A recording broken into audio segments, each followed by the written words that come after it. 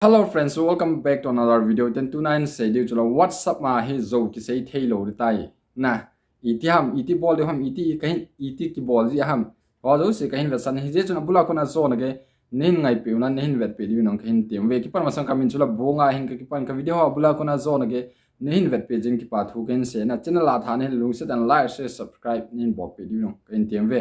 direct pan tin live a ken pe di hin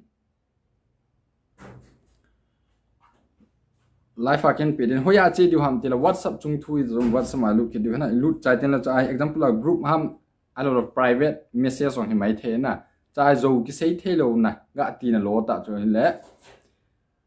ni a thamasalang a message ham khat cho hoi lai pe na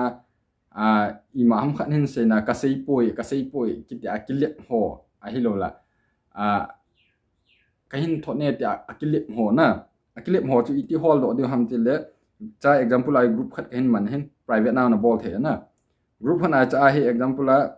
tia he atila chu mi message jini a chu hin thone a date chu ki ai ma ga hol le ha he na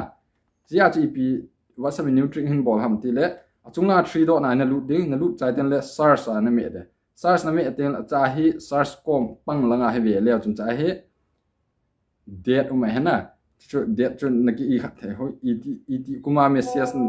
date iti kuma date ipi hamna tho chon na ki fill up then cha hi example a ning kuma message 2023 message october date 6 ka message ka vet the ti ale lai mi a okay mi ale